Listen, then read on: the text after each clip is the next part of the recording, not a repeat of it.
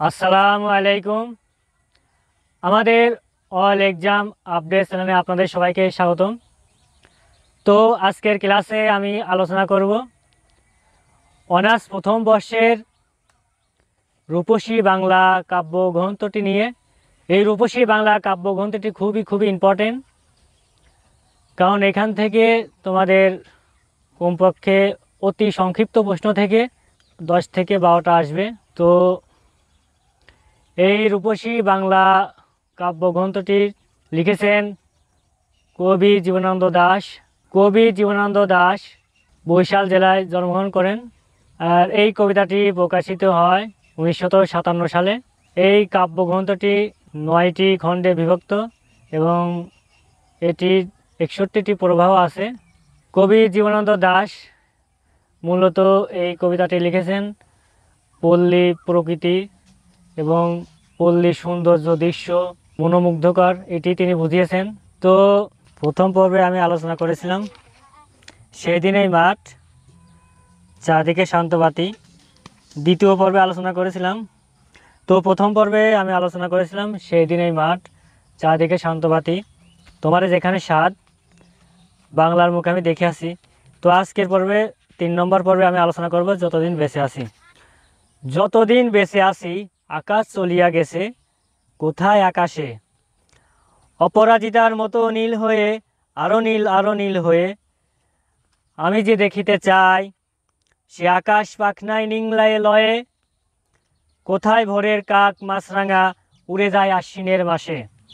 আমি যে দেখিতে চাই, আমি যে বসিতে চাই বাংলার ঘাসে, পৃথিবীর পথে ঘুরে বহুদিন অনেক বেদনা প্রাণে সয়ে, ধান সিঁড়িটির সাথে বাংলার শ্মশানের দিকে যাব বয়ে, যেইখানে এলো চুলে রামপ্রসাদে সেই শ্যামা আজও আসে, যেইখানে কঙ্কা পেরে শাড়ি পরে কোনো এক সুন্দরী সব, চন্দন চিতায় চড়ে আমের শাখায় সুখ ভুলে যায় কথা। দেখো এখানে বেশিরভাগই বাংলার প্রকৃতি নিয়ে আলোচনা করেছে, যেমন আছে বাংলার ঘাস, ধানসিঁড়ি আছে আমের শাখায়। দেখো ধানসিঁড়ি, আমি যেখানে বসে আছি এটা কিন্তু প্রকৃতি, পাশে আছে ধানের ক্ষেত, আমার পিছনে দেখতে পাচ্ছ আম বাগান। তো আমি ভাবলাম যে এই রূপসী বাংলা কাব্যগ্রন্থটি মূলত পল্লী প্রকৃতি নিয়ে আলোচনা করা হয়েছে, এই জন্য প্রকৃতির মাঝে তোমাদেরকে আলোচনা করে বোঝাচ্ছি, আর যতটুকু সম্ভব চেষ্টা করব। তো তারপরে দেখো কি বলছে,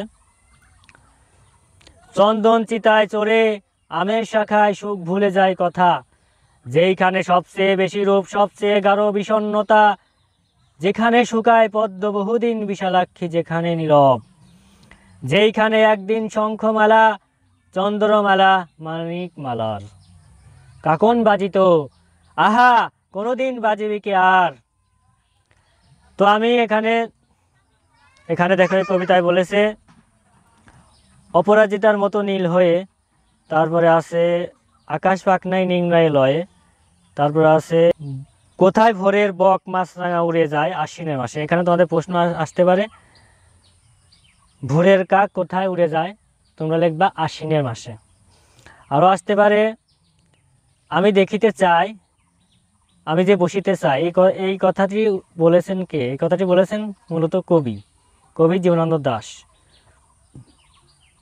তো পরে দেখি, পরের লাইনে বলছে পৃথিবীর পথে ঘুরে ঘুরে বহুদিন বেদনা প্রাণে সয়ে। তারপর বলেছে ধান সিঁড়িটির সাথে বাংলা শ্মশানের দিকে যাব বয়ে। তারপরে উল্লেখ আছে পদ্ম বহুদিন বিশালাক্ষী যেখানে নীরব। বিশালাক্ষী এটা একটি দেবীর নাম। তারপর আছে শঙ্খমালা চন্দ্রমালা মানিকমালা, এটাও একটা দেবীর নাম। তো আজকের পর্বে এই পর্যন্তই, পরবর্তী পর্বে তোমাদের সাথে আবার দেখা হবে। সেই পর্যন্ত তোমরা সুস্থ থাকা, ভালো থাকবা। আজকের ক্লাসে এই পর্যন্তই। আল্লাহ হাফেজ।